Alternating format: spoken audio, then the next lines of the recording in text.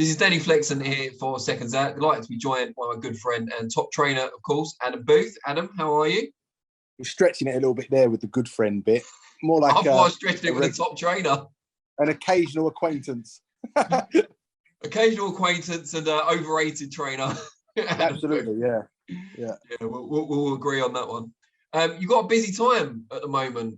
We'll kind of tackle it in chronological order, if that's all right with you. You've got Liam Williams going up against Chris Eubank Jr. That's now been fully confirmed once again for February the 5th in Wales. They're letting us have it, which is great. Just tell us, first of all, how Liam joining your gym came about. I had a phone call. Came down. I met Liam a few times before. Had a phone call, asked if I'd consider it. Liam came down, we chatted, did a couple of sessions, and that's it. It was simple as that. He's a fighter that intrigues me, and it's certainly a fight that intrigues me, and so it made sense. Was one of the reasons it intrigues you the previous experience you have working alongside Eubank Jr.?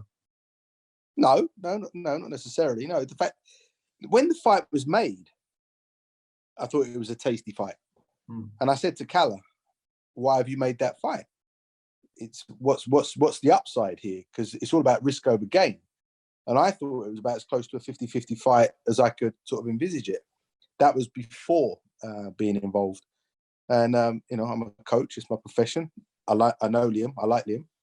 And I decided we agreed that we'd work together for the project.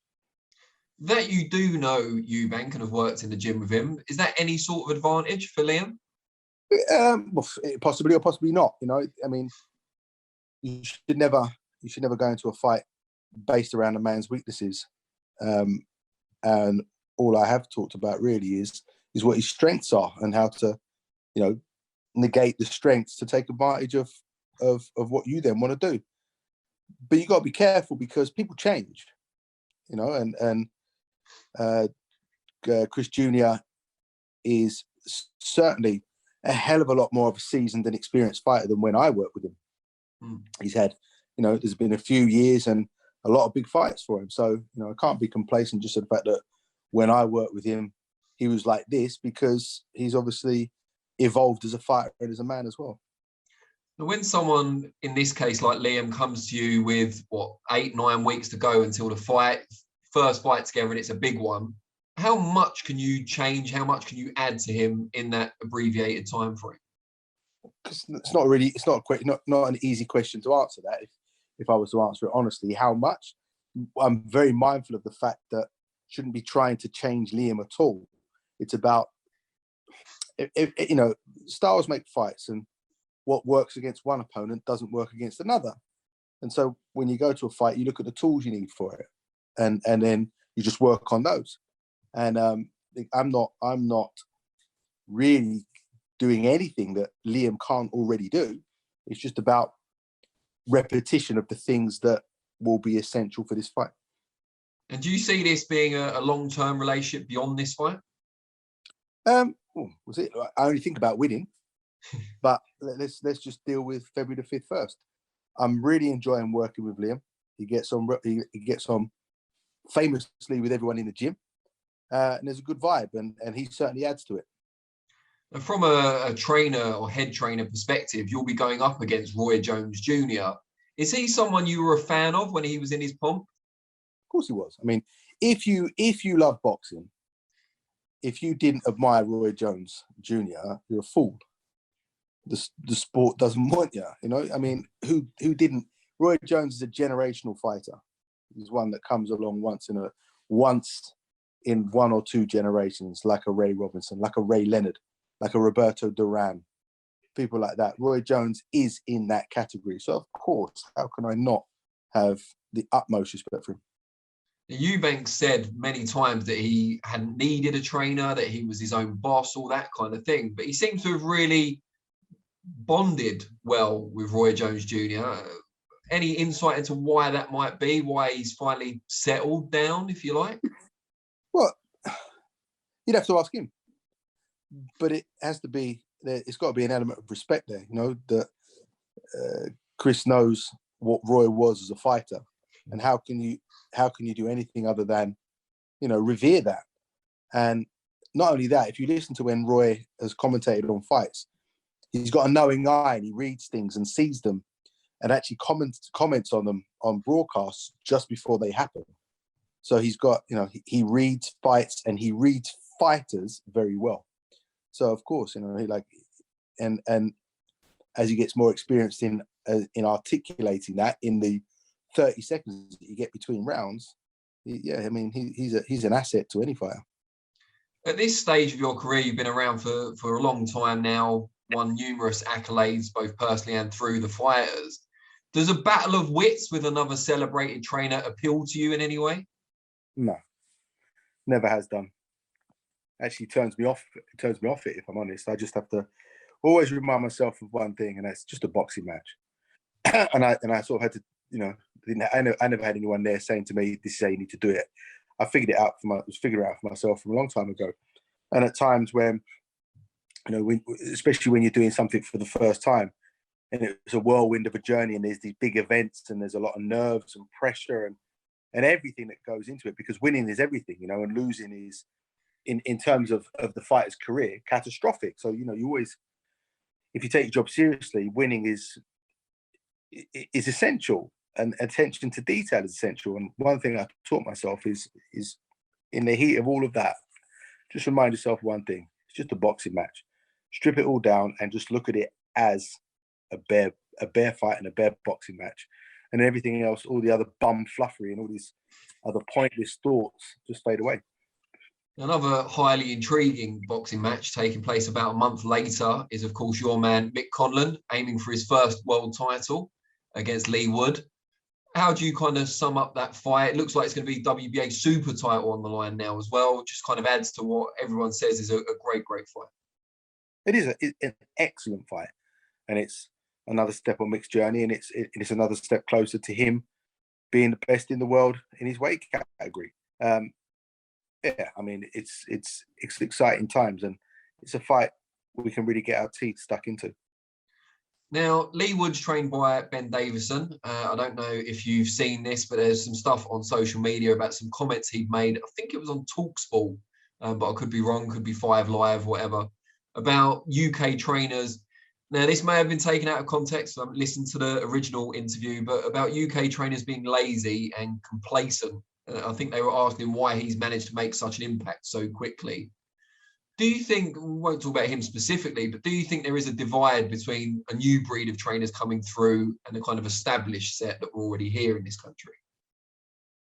No, I don't have an opinion on that, really. I just, from the outset, even when I was a teenager boxing amateur, I never listened to anyone. And so I don't have an opinion, because I do me, and I just focus on what I do. Let everyone else be themselves. Time shows everything. Okay. Now, talking about Wood Conlan, were you at all disappointed the fight didn't take, or isn't going to take place in Belfast or somewhere in Northern Ireland? No, not really. Mick's been a bit spoiled, if I'm honest, because from the moment he first stepped into the professional arena, he's been this sort of ready-made superstar. So it's nice, it's like someone's taking the toys off him for once, and we're gonna. And I like it because he's reveling in the fact that he's going into the fella's backyard. He's reveling in the fact that he's a challenger, and that's great. It's a great mindset to see a talented fighter have, because Mick doesn't care. Mick's never been sheltered or mollycoddled. His dad John made sure of that from a young age, and taking him through the amateurs. And although Mick's had these the little superstar events that he's had all the way through his pro career, I actually love the fact that it's away from his home turf and that we're going into Nottingham. Now, there was a real consideration at one point of Mick challenging for his first world title down at super bantamweight. What was the key reason for choosing to do it at featherweight ultimately? It's the opportunity that presented itself. That's what it was. Leigh Wood for the WBA featherweight championship. It's a great fight. Forget everything else. Yes, Mick was sitting in between the two divisions, but this is where we're at now. It is the fight for now. And presumably, and correct me if I'm wrong, if he wins this and becomes world champion at feather, will that make it harder for him to then move back down at some point in the future? Right. Don't care, if I'm honest. All I'm thinking about is the fight. Really, it's like this sport it will teach you one thing: never look beyond the fight that's in front of you. What do you make of Leigh Wood talking about the fight in front of you? What kind of key strengths that he's got, and has he impressed you? I'm not going to talk about his strengths or his weaknesses because I'm studying him constantly, and I've known of Leigh Wood for quite some time, and my good friend Richard Towers knows Leigh really well. So it's not just about stylistically what he is or physically or whatever. It's finding out as much about the individual as you can when preparing for how to go about the job. But I think that he's certainly having was he 32 or 33 now? Yeah, I think so. So in that sense, like, he's having an Indian summer of his career where he's seasoned. He's been through ups and downs in boxing. He's tough. He's fresh. He's happy. He's enthusiastic. He's got his newer found surroundings that's given him a new lease of life, and it's shone out in his last 2 victories. And so, like I said, I always look at the best and look at what they do well and deal with that, because what fighters don't do well will automatically show. And like I said, I like him. I like him as a fighter. He seems like a decent dude. But obviously, Mick's my man, and he's got something that Mick wants. You said he's a decent dude. Someone we talked about earlier. Go on. You were going to say something then, were you? I said he seems like a decent dude. Yeah. No, I'm not trying to put words into your mouth. It just brought back to mind, we were talking about Chris Eubank Jr. earlier. He's kind of an enigmatic character. What was your experience of Chris when you spent time with him? Chris is good. Remember, like, it wasn't just the couple of fights that I worked with him. Chris has been to my gym, dozens of times to spar. So I've known of him as a fighter from way back. And I've always known that he's a handful for anyone, because he's about as mentally resilient as a fighter needs to be. He's got great hand speed. He's tough. He's unpredictable at times. And yeah, I've forgotten your question now, probably because I wasn't really listening to it. But I've always had a good opinion of Chris Jr. as a fighter. Yeah, it was more Chris Jr. as a personality, because he's an enigmatic character. Just what your perception of him has been, because you've known him a long time. He's what he wants to be, and doesn't matter who you are or what you got to say, he will do what he wants to do, and he's very headstrong and very he's what a fighter needs to be. If you want to be a successful fighter, you have to make your life and everything around you about yourself.